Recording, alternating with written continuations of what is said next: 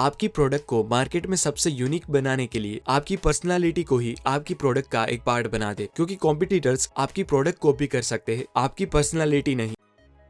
American investor mark Cuban के सामने अगर दो लोगों को रखा जाए जिसमें से एक ने एमबीए किया हो और एक ने रीवर्क बुक रीड करी हो, तो मार्क क्यूबन उसे अपने पैसे देंगे जिसने रीवर्क बुक रीड करी हो। इतनी अच्छी है ये बुक। तो चलिए जानते हैं इस बुक में एक्चुअल में है क्या। आज की हमारी जनरेशन ने बिजनेस के साथ स्टार्टअप, एंटरप्रेन्योर, रेवेन्यू, फंडिंग और आरओआई जैसे कई नाम जोड़ के खामखा ही उसे कॉम्प्लिकेटेड बना दिया है। इसीलिए आज मैं बेसकैम्प के फाउंडर जेसन फ्रीड की लिखी बुक रीवर्क में से कुछ ऐसी बातें बताने वाला हूँ जिससे आप सीखेंगे कि कैसे डिग्री सर्टिफिकेट्स, साइनी सूट और लग्जरियस ऑफिस के बिना भी आप एक प्रॉफिटेबल बिजनेस स्टार्ट कर सकते हो। क्योंकि जेसन फ्रीड ने खुद इन सभी प्रिंसिपल्स को फॉलो करके ही $1 बिलियन एम्पायर बेसकैम्प को बिल्ड किया है। आज वर्ल्ड वाइड 3.3 मिलियन से भी ज्यादा कंपनीज अपने प्रोजेक्ट्स को मैनेज करने के लिए बेसकैम्प यूज करती है और बिलियंस ऑफ डॉलर का वैल्यूएशन होने के बावजूद भी अभी बेसकैम्प में सिर्फ 56 एम्प्लॉइज ही काम करते हैं और कंपनी प्रॉफिटेबली ग्रो भी हो रही है। तो चलिए जानते हैं वो 4 प्रिंसिपल्स जो जेसन फ्रीड ने बेसकैम्प को बिल्ड करने में यूज की है, जो आपको भी अपना बिजनेस स्टार्ट करने में बहुत हेल्पफुल हो सकते हैं।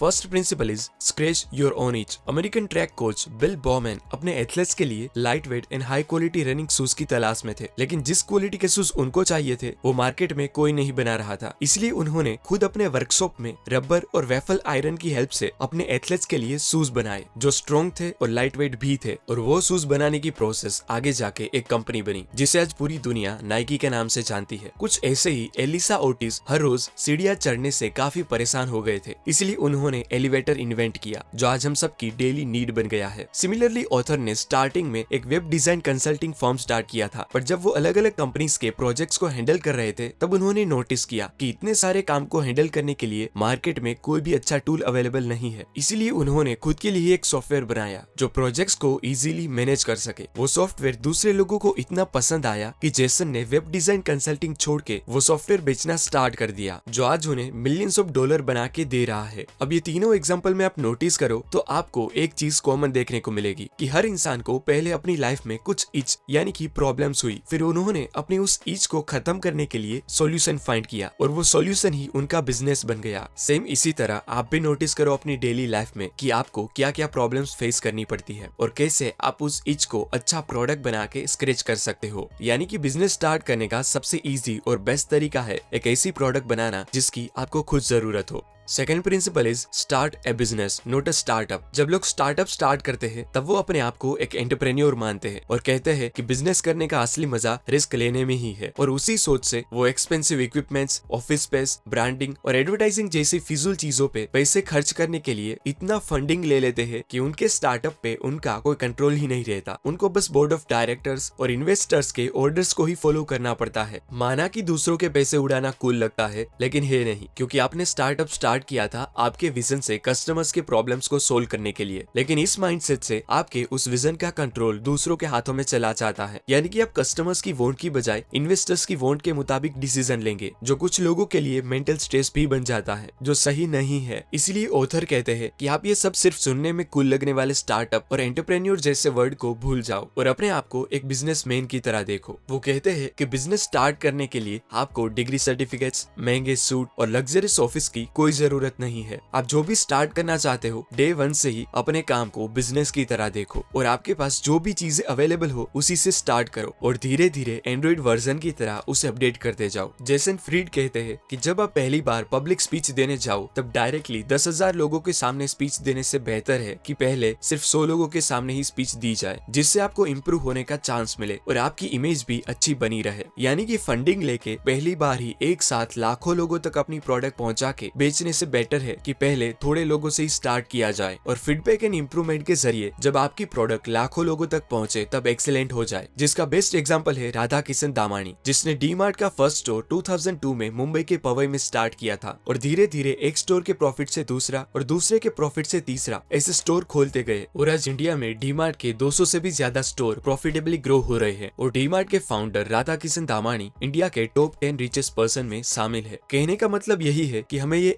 एंटरप्रेन्योर वर्ड को थोड़ा डाउन टू अर्थ करके स्टार्टर से रिप्लेस करना चाहिए, जो सबको बहुत ही कम चीजों से छोटा ही सही लेकिन खुद का बिजनेस स्टार्ट करने के लिए एंकरेज करे। Third principal is start at the epicentre. समझो आपको एक बर्गर का रेस्टोरेंट स्टार्ट करना है, तो अब इस आइडिया को एक सक्सेसफुल बिजनेस बनाने के लिए कौन सी चीज का होना सबसे ज्यादा जरूरी होगा, स्टाइलिश रेस्टोरेंट या टेस्टी बर्गर्स? वेल ऑब्वियसली जो चीज सबसे ज्यादा इंपॉर्टेंट होगी वो होगे आपके टेस्टी बर्गर्स, क्योंकि भले ही आपके पास लग्जरियस रेस्टोरेंट ना हो, पर अगर आपके बर्गर्स बहुत ही टेस्टी होंगे तो लोग दूर दूर से आपके बर्गर्स खाने आएंगे। यानी कि टेस्टी बर्गर्स आपके बिजनेस का एपिसेंटर होगा, जिसपे आपका सबसे ज्यादा फोकस होना चाहिए, क्योंकि आपकी रेस्टोरेंट कितनी भी अच्छी क्यों ना हो, अगर उसका एपिसेंटर यानी कि फूड अच्छा नहीं होगा तो वहाँ कोई नहीं आएगा। अभी ज्यादातर लोगों की यही प्रॉब्लम है कि वो स्टार्टिंग में ही अपने पैसे और टाइम ऐसी चीजों पे वेस्ट कर देते हैं जिसका उनके बिजनेस के एपिसेंटर से कोई कनेक्शन नहीं होता, जो समझदारी नहीं है। ऑथर कहते हैं कि सबसे पहले नेसेसिटी पूरी कर लीजिए, लग्जरीज बाद की बात है। इसीलिए ही तो घर बनाते वक्त आर्किटेक्ट स्टार्टिंग में बेसिक स्ट्रक्चर और फ्लोर प्लान तैयार करते हैं और उसके बाद ही डिसाइड करते हैं कि बाथरूम में कौन सी लाइट यूज होगी और किस ब्रांड का सिंक लगेगा। आपको अपना बिजनेस ऐसी चीजों के अराउंड बिल्ड करना चाहिए जो सालों बीत जाने के बाद भी चेंज ना हो। जैसे कि अमेज़न का core high quality product, minimum price और फास्ट शिपिंग है, और आज से 10 साल के बाद भी लोगों को high quality product, minimum price और फास्ट शिपिंग चाहिए ही होगी। इसीलिए स्टार्टिंग में आपका फोकस आपके बिजनेस के एपिसेंटर यानी कि कोर पे होना चाहिए, लग्जरीज पे नहीं। और एपिसेंटर को फाइंड करने के लिए वो जाने कि आपके बिजनेस में ऐसी कौन सी चीज है जिसे निकाल देने से आपका पूरा बिजनेस बंद हो सकता है, और वो चीज ही आपके बिजनेस का एपिसेंटर होगा जिसपे आपको वर्क करना है।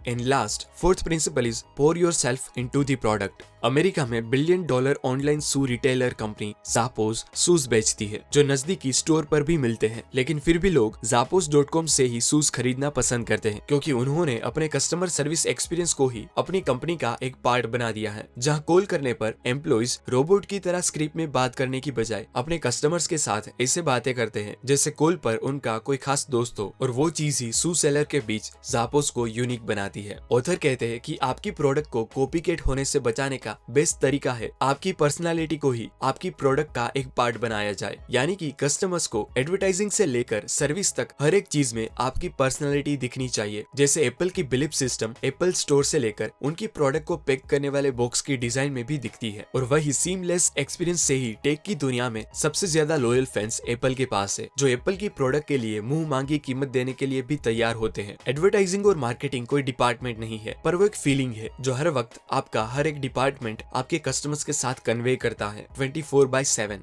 आज के टाइम में कस्टमर्स को लॉयल बनाने का बेस्ट तरीका है उनको एजुकेट किया जाए। जैसे वर्ल्ड की कई फेमस जींस मैन्युफैक्चरर कंपनीज उनके कस्टमर्स को एजुकेट करती है, उनको फैब्रिक और क्लॉथिंग सेंस सिखाती है, उनको बिहाइंड द सीन ले जाके जींस बनाने की पूरी प्रोसेस और फैक्ट्री टूर कराती है, जिससे कस्टमर्स और उनकी ब्रांड के बीच एक इमोशनल कनेक्शन बन जाता है, और ऐसे ही वो कस्टमर्स लॉयल फैंस में कन्वर्ट हो जाते हैं। आपके कस्टमर्स को सिखाने से आपको कोई भी नुकसान नहीं होने वाला, क्योंकि वर्ल्ड के ग्रेटेस्ट कुक भी अपनी रेसिपीज लोगों के साथ शेयर करते हैं, लेकिन फिर भी दूसरे कुक उनको कॉपी नहीं कर पाते, क्योंकि वो रेसिपीज उनकी पर्सनालिटी का एक पार्ट है। आपके कॉम्पिटिटर से आगे जाने से बेहतर है कि आप समझदारी से उस कंपटीशन को ही खत्म कर दे, जैसे स्टीव जॉब्स ने किया। जब दूसरे टेक लीडर्स गीगाहर्ट्ज, मेमोरी और प्रोसेसर्स की बातें कर रहे थे, तब स्टीव जॉब्स ने आईपॉड को 1000 songs in your pocket statement से लॉन्च करके कंपटीशन को ही खत्म कर दिया, और आईपॉड मार्केट में हिट हो गया। आपकी प्रोडक्ट को मार्केट में सबसे यूनिक बनाने के लिए आपकी पर्सनालिटी को ही आपकी प्रोडक्ट का एक पार्ट बना दे, क्योंकि कॉम्पिटिटर्स आपकी प्रोडक्ट कॉपी कर सकते हैं, आपकी पर्सनालिटी नहीं। अब मैंने इस बुक में से सीखे सभी प्रिंसिपल्स को समराइज करके बताऊं तो, फर्स्ट, बिजनेस स्टार्ट करने का सबसे इजी और बेस्ट तरीका है एक ऐसी प्रोडक्ट बनाना जिसकी आपको खुद जरूरत हो, जैसे नाइकी के founder Bill Bowman, Elisa Otis और जेसन फ्रीड ने किया। सेकंड, बिजनेस स्टार्ट करने के लिए आपको कोई भी एक्सपेंसिव चीजों की जरूरत नहीं है, इसलिए पहले दिन से ही अपने काम को बिजनेस की तरह देखो, और छोटा ही सही लेकिन खुद का बिजनेस स्टार्ट करो, स्टार्टअप नहीं।